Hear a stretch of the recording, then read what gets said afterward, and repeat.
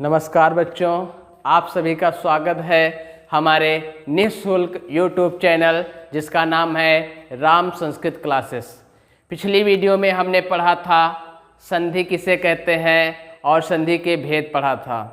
आज उसी श्रृंखला को हम आगे बढ़ाते हुए पढ़ेंगे स्वर संधि, क्योंकि संधियों के भेद में हमने 3 भेद पढ़े थे, स्वर संधि, व्यंजन संधि और विसर्ग संधि। तो आज हम स्वर संधि लेकर आए हैं, पढ़ेंगे स्वर संधि और स्वर संधि के भेद पढ़ेंगे इस वीडियो में।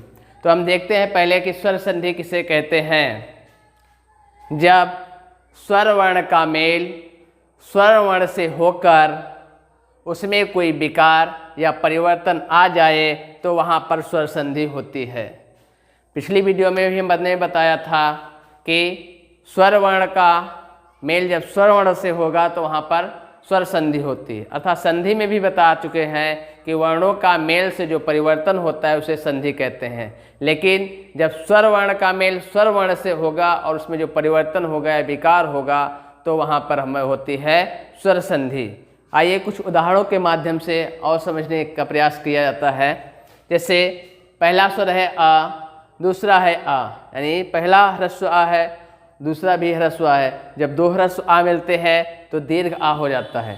इसका एक उदाहरण दिखा है, जैसे मुर और अरिहि। मुर में रा में आ है और इधर आ है, तो दोनों आ मिल जाएंगे तो यहाँ पे दीर्घ आ हो गया है मुरारिहि।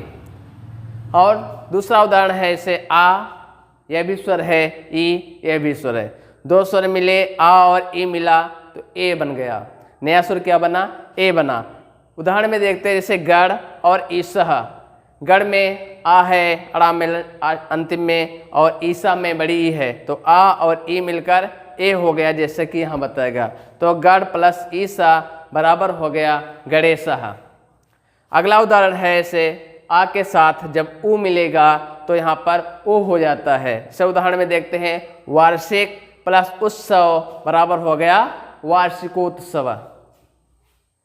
से यहाँ पे ऊ है और उसमें यदि आ मिलता है तो वहाँ पर वा हो जाता है। इधर स्वर है, यानी ये नहीं होता कि स्वर मिलने से स्वर ही बने, स्वर मिलने से व्यंजन भी बन जाता है। यानी कोई भी विकार हो, यानी स्वर का जब मेल स्वर से होगा तो चाहे जो परिवर्तन हो जाए, चाहे व्यंजन हो चाहे स्वर हो, यानी कि मेल सिर्फ स्वर का स्वर से होना चाहिए। तो यहाँ स्वर के साथ स्वर मिल गया तो यहाँ सोचेंगे कि व्यंजन हुआ, व्यंजन ये नहीं है, मेल किसका हो रहा है ये देखा जाता है, विकार होकर क्या बना ये नहीं। तो यहाँ पर ऊ से आ मिला तो हो गया वा। जैसे उदाहरण में देखते हैं, सु प्लस आगतम, सु का ऊ और आ मिलकर वा बन गया आपका स्वागतम। तो ये हमने देखा स्वर संधि किसे कहते हैं और स्वर संधि के उदाहरण। अब हम देखते हैं स्वर संधि के भेद कितने हैं, आइए देखते हैं इस टॉपिक में।